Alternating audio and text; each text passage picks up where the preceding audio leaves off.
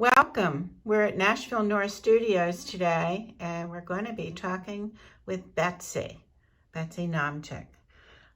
She is a lover of nature, very introspective, and she is sharing with us some of her findings, if you will, in watercolor and in what she calls her high doodles. We have a lovely array of her works for everybody to see. We had an opening last week, and Betsy had a wonderful turnout. These are her birds.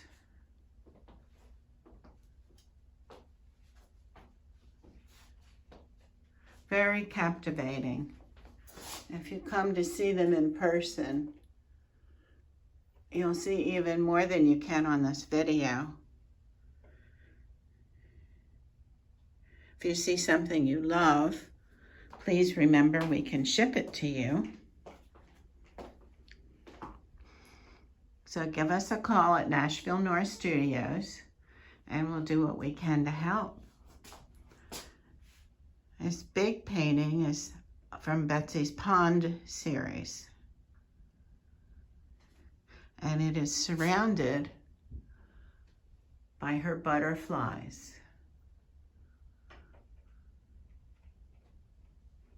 All very appropriate.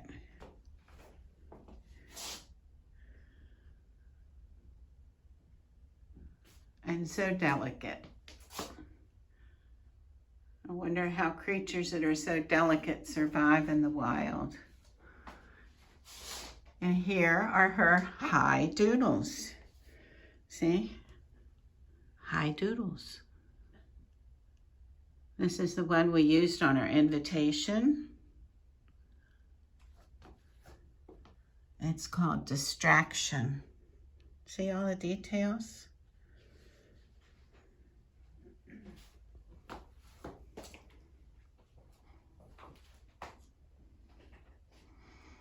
So now you've had a mini tour. I'm going to turn the camera around, and we're going to talk with Betsy.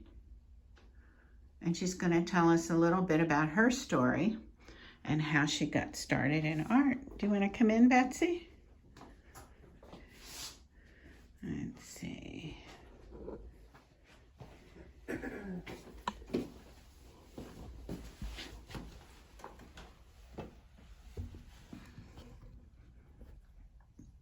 Adjust it a little bit.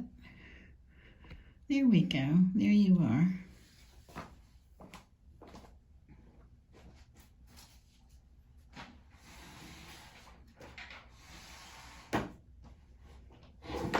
We're so glad you could join us today. Thank you, Judy. Thank you.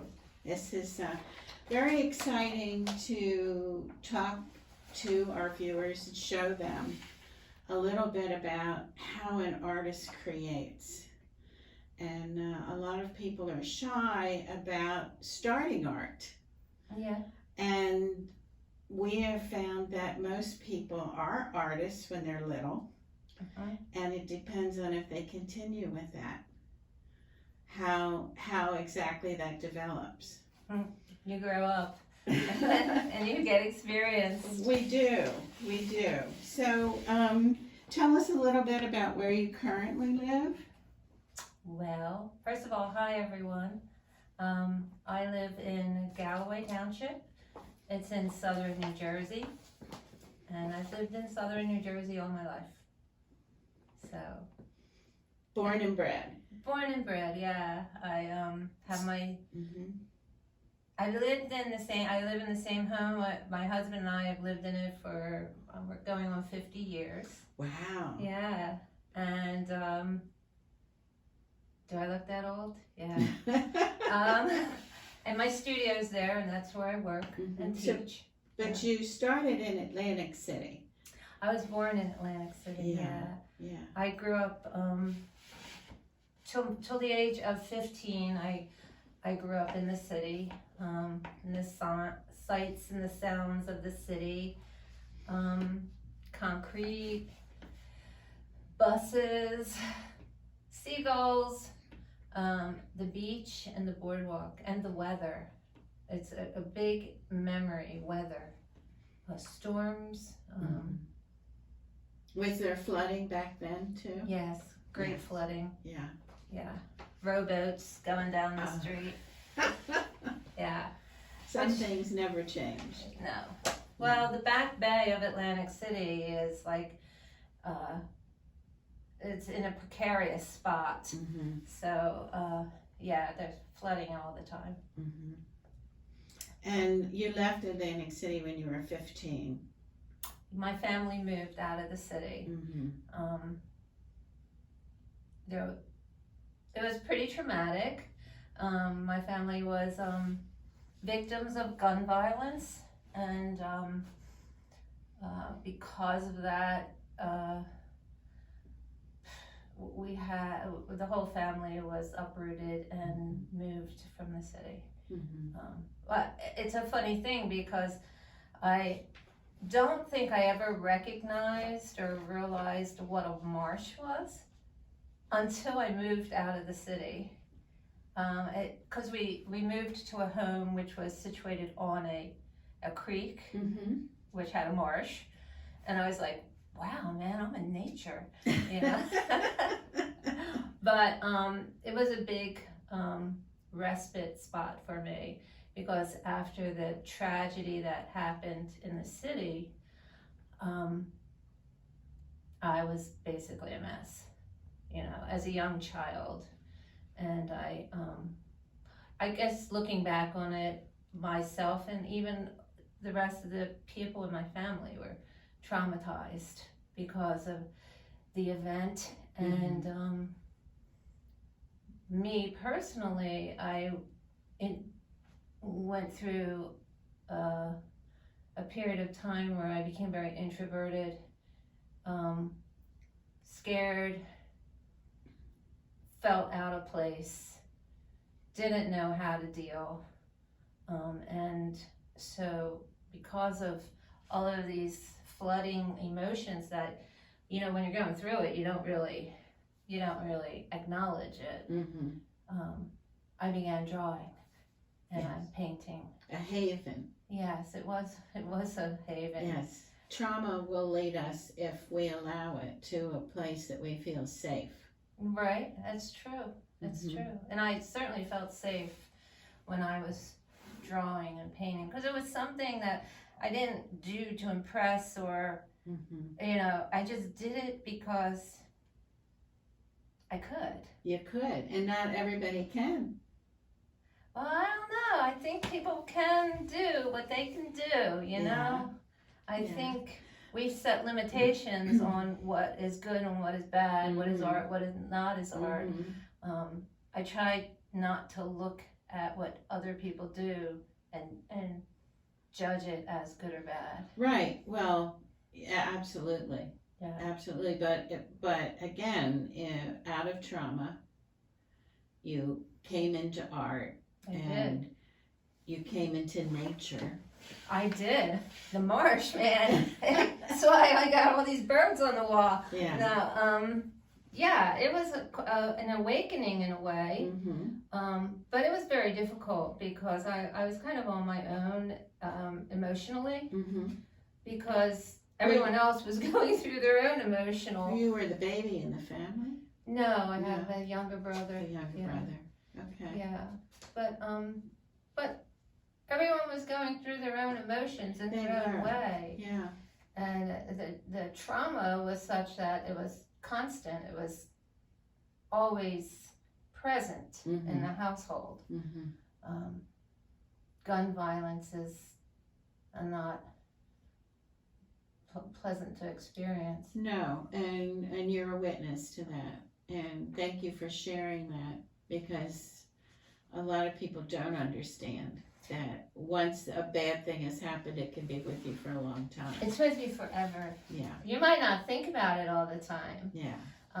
but always present in your psyche. And a lot of the things that I do is the result of the images that I experienced because of that trauma.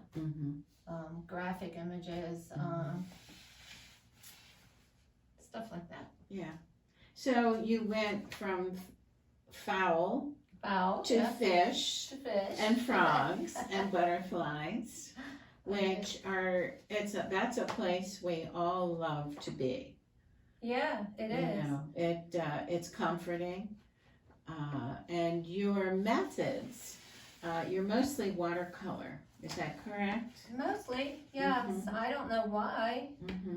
Because I began as my very first things as a child was using ink. Okay. Which you're back to with your doodles. Yes, ink. I would sneak into my sister's room and steal her inks. It was pretty cool because, this is a story, please excuse me. My maiden name is Higgins, and there's a brand of ink that's been around forever called Higgins Drawing Ink. And I just thought that was the coolest thing, and it was like meant to be. It was your ink. It was my ink, and I didn't care if it was in my sister's room. So were you doing watercolor when you first started studying with a teacher?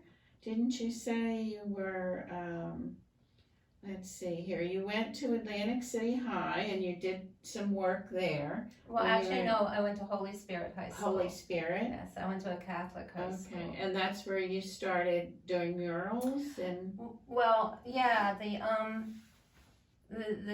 trauma that I was speaking about shortly after that happened when my family moved out of the city, and it was my freshman year of high school. Okay, so I didn't know I was going into the arts program or anything like that. I just knew that I was drawing. So I think I was placed into an art program for some reason, and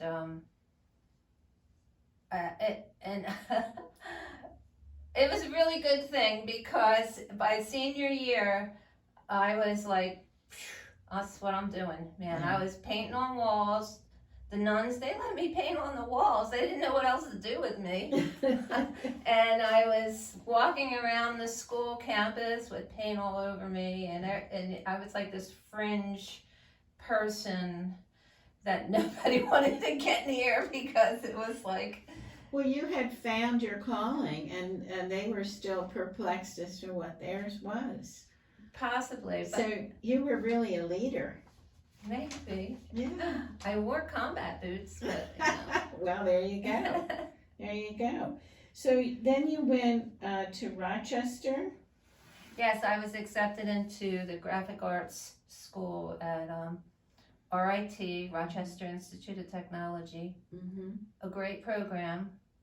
I can't believe I actually got in there, but it was right at the time when computers were becoming part of the curriculum and the arts and the design school, which RIT had, was focusing on design and computer generated things and not traditional drawing and painting. Not traditional art. No.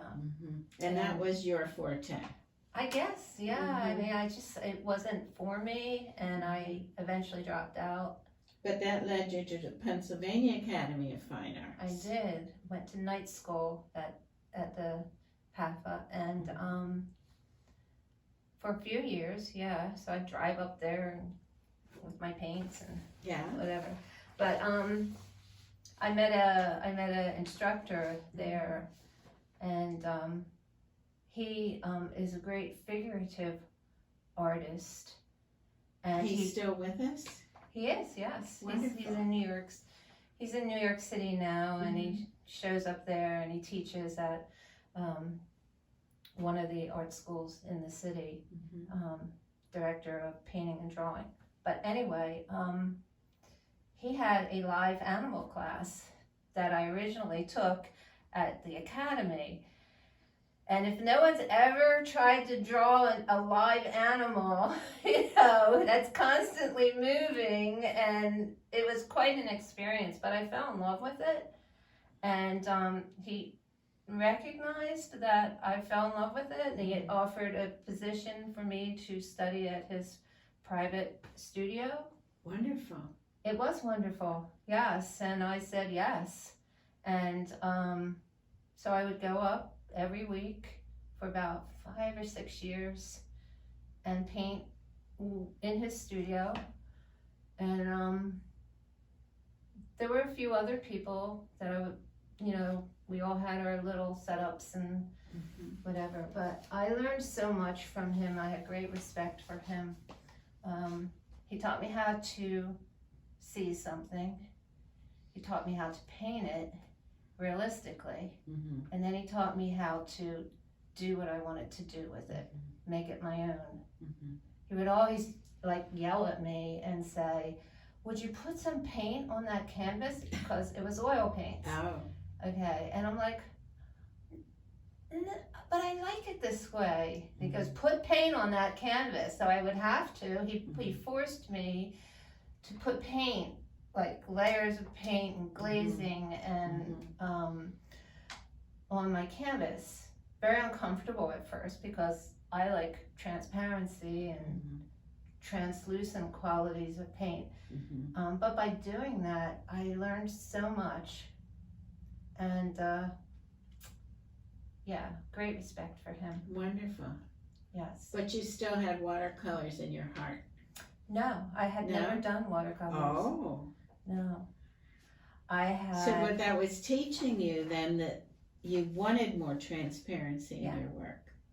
I loved doing an underpainting and using the thinner to blend and move my paint around. And I would do it for hours, and he would just get really mad at me and go, put paint on that canvas now. You have everything set. You know, when you paint in an underpainting, you're setting your values and your tones, and it's like a road map, traditionally. And but anyway, it was after that that I started doing watercolors. And so here on these pieces, these papers, if you will, most of them are paper, yes? Yes, some of them are panels, but you are revealing your inner self. It's kind of, I'm talking now, but I don't really talk too much about what I do. Well, Georgia O'Keeffe said, after she had studied at the, Yeah, she did a lot of... all these things, she's tried to forget. That's the thing. What you had been taught, what she had been taught, and to learn to paint her own way. Yeah, and which she did. Which is what you did. Yeah. So you can take classes from people because you admire what they do, and you can learn things from them, technique and tricks and ideas, approach. But ultimately, you're not going to paint like them. No. And whenever I teach someone, I know it's like a person will come and want me to teach them how to do this, and I'm like, no, let's learn about the paper first. Let's learn about what type of brushes you like to use. What's the difference between the sable brush and the synthetic brush? So all of this stuff comes into play when you're teaching. And I say to them, you're not going to paint like me. You're going to like what I do, and you might learn how I approach something, and that might be okay with you to use. But don't make it the reason why you're here wanting to paint with me, because it's not going to happen. I took a few classes from someone once, and I haven't taken many classes because for that same reason, I just want to learn it myself. Yes. And do it my way. Yes. My signature on this piece, because a lot of times when a person looks at my pieces, they know it's me, which is what you want. Yes. And I was painting with her, and she was telling me what to do, and I put my brush down, and I said, I am not going to paint like you. And I'm so sorry I did that. I think I made her feel bad, but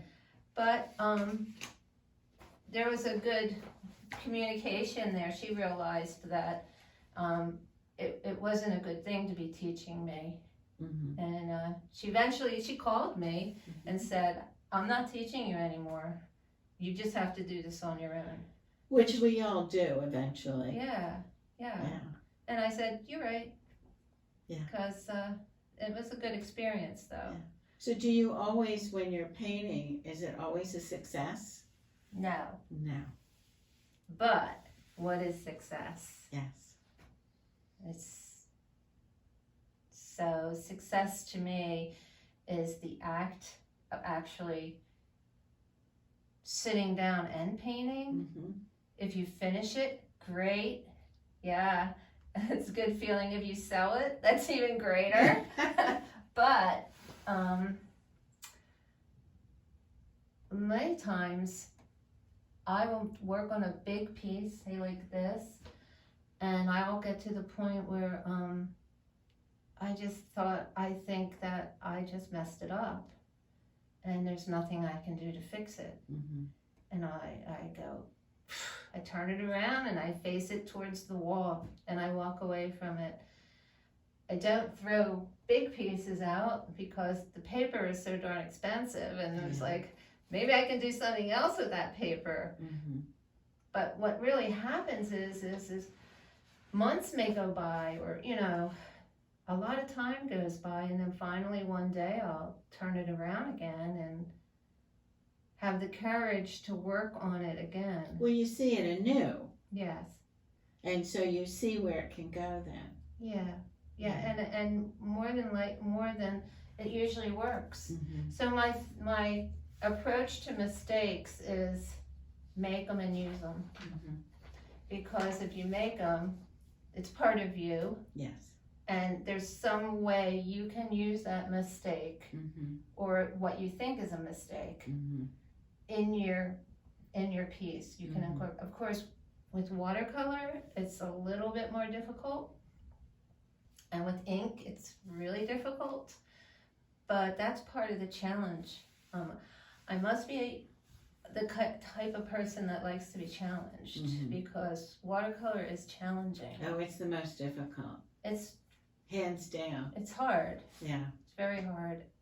And watercolor artists, hands off to them, and everybody has their own style, their own way of seeing things and design. But watercolor is very hard. There's a lot of tricks to it. And but the transparency and the colors you can get from it, and the freedom of working with just water.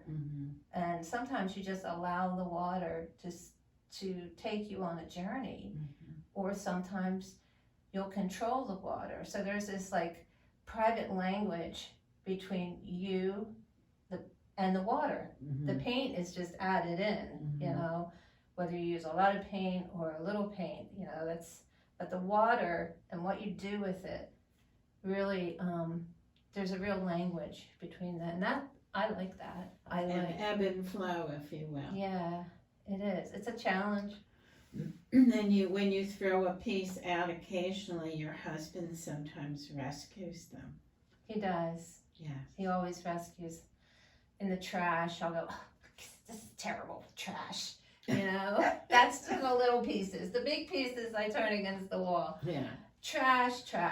And he'll quietly come into the studio and pick them out of the trash and put them on something and walk away. And I'll just leave it there. Don't look at it. And don't look at me. Yeah. Eventually, I'll go back to it and do something with it. He's my biggest supporter. He really is. Well, he's a great guy and a wonderful musician. He is a great musician. musician. With Fotis for your opening. Yeah. He's a percussionist. Yeah. And he's very good at it. Yeah. We So have- that's the cool part in our relationship. We've been together for 47 years. Yes. And, you know, we've raised our family, you know, and now it's just the two of us. And so he's a creative person in his way. And I'm over here doing this. Mhm. And we're able to coexist in this world of creativity. Mhm. And it's a very special place to be. It's Like, an understanding. Yeah, it is an understanding, and we're really lucky to be there. Yeah. And I think, you know, I have the same Yeah, situation. And I think that we understand that how important it is to have our spouse be able to be in that safe space to create. You do. Mm-hmm. It's vital. Mentally, Mm-hmm. it's mental medicine. Mm-hmm. It is. It is. It is. Yeah. Very good. So we've talked about that you paint, but you don't really paint plein air, you said. No, I don't paint. I would love to be comfortable painting plein air, but I'm not at this point. Mm-hmm. I'll get there, because that's the way I work. Yeah. I'll get there eventually. Most plein air artists paint vertical, but watercolors paint flat. Usually, yeah. Usually. Yeah. Yeah. So the water doesn't run. Some painters like that. I will paint outside for a short period of time, photograph outside, of course, Mm-hmm. photograph, take long walks, hikes, photograph what I want. Sometimes it's like close up, sometimes it's landscape, Mm-hmm. but then I'll eventually go home into my studio and work it out in my studio. Mm-hmm. I like working in the studio. Mm-hmm. But one day I'll be out in the field. Yeah. So you mentioned earlier that you do some teaching. Are you currently doing that because of COVID? No. No. No. And when I teach, I like to teach privately. Mm-hmm. I don't have groups. Okay. I first of all, space Mm-hmm. is an issue, and I think when you teach privately, it's more of a one-on-one, of course, and it's more of a personal communication. And I think a person learns more. Yeah. So I like doing that. Mm-hmm. There aren't a lot of distractions. Right. Yeah. Right. And so we've talked about your watercolors and we touched on your doodles, Yes. your we high did. doodles. Yeah, my high doodles. Yeah.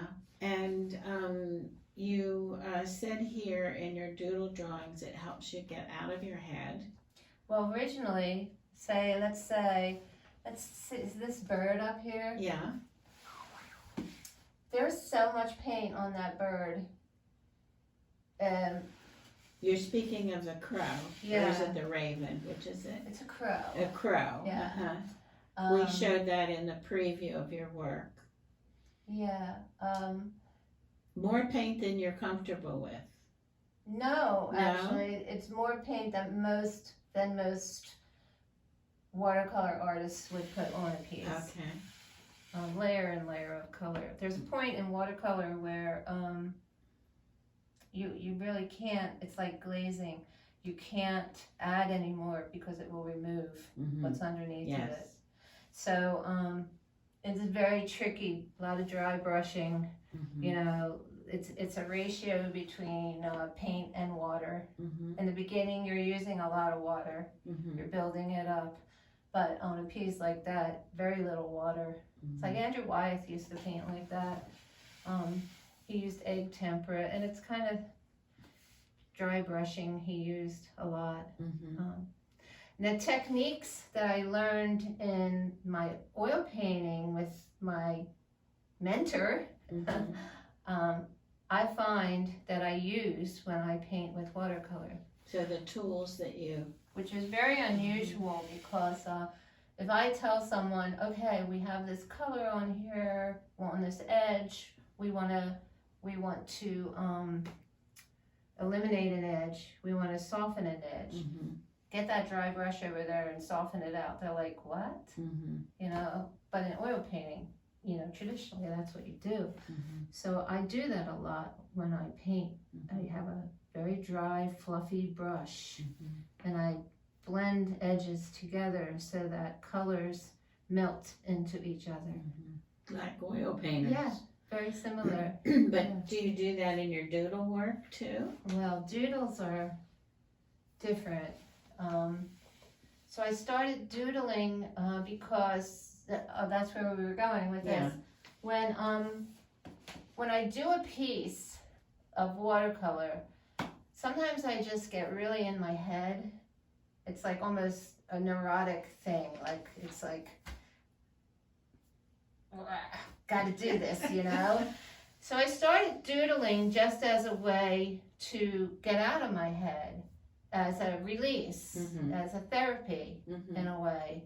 And they were just nothing, you know, lines, almost like the Zentangle thing that's popular now. But then I started realizing that I doodled when I was in high school through that traumatic period of time. And that was part of my therapy then. Not that I knew it, but then here I was finding myself doing it again. Now this is like how many years later. And I thought, well, this is cool. I thought it was cool. And then I realized as I kept doodling in my notebook that my doodles started creating shapes and sense. They started making sense to me. And to say I wanted to draw a squid, you know, well, I know what a squid looks like, but let me see. So I'll doodle the squid the way I wanted to see the squid. Okay, so what happened with my doodles is they became storylines. They became images into people's psychic. You know, each of my bigger doodles, my high doodles, have storylines and stories within stories in the picture itself. And a person can look at it and like it for what it is, or they can look at it, really look at it, and pull out the stories if they really wanted to. Well, that's an interesting thing that we found here in the gallery. Yeah. People love the backstory. Yeah. And that's why we do these interviews. Oh, okay. So this is the backstory to your work, if you will. So the title will give you a clue, but the clue is for you to go and explore. Yes. Okay. And so the one thing I really want people to do when they look at my work is to be able to stand in front of it, no matter what it is. Stand in front of it and ponder what's going on, because each one of these things tells a story. I'm a storyteller. Yes. I'm not a writer or a poet, but I can tell a story through paint. Like those hummingbirds. Well, hummingbirds are vicious. I heard that. Yes, and they're sweet as it can be. They're beautiful, but you don't want to be in another hummingbird and get in a fight with another hummingbird. You know. So that's that story. Well, nature can be cutthroat. Yeah. So each one of these has a certain little story to it. Yeah, and I just wanted to paint a pond, like that other famous artist that did his pond. Yeah, he had a pond. Yeah, if he can do it, I can do it. Yeah. Well, that's the truth. In the process of doing it, we remember that possibly someone else had done it, and maybe we can do it too. And the cool thing about when I was doing the pond, and I'm going to continue to do the pond series, because who knows where that's going to take me. Mm-hmm. Each one is different. The cool thing about it was, is I get why he was painting his pond. Mm-hmm. I totally get it. It was like he put all of this heart and soul into creating this pond, and managing it and maintaining it, and it was just his soul, you know, that he was trying to portray on canvas. And then once we view it, we get to see a piece of that. Yeah, and the light. What time of day was that happening? You know, he was plein air. That's difficult. The whole light thing in plein air. Yeah, it is. Because it moves. Yeah. So, will you be coming back to Nashville North Studios if someone would like to meet you here in person? Sure. Sure. I'm all that exciting, huh? Yeah. Well, I think, you know, people will view this, will enjoy it, and some are far away and can't come. But some local people may want to come by, and so we can make those arrangements. Yes, So, absolutely. Yeah. Come and see me. Yeah. Come and see us all. So we're so delighted that you would be able to share your work with us here in the solo room Thank you, Judy. at Nashville North Studios. Thank you so And much. you're very welcome. And thank you for all this that you bring to us. Thanks. And I hope people like it. Yeah, I think they love it, as you can tell by a few of the red dots. Yeah. Which, for Yay, those of red you who dots. don't know about red dots, that means it's sold. Yes, and Judy's red dots, some of them are hearts. Some of them are hearts. So that's even more special. Yeah. Yeah. Yes. So, again, thank you, Betsy. And thank Bob for us, too, for playing.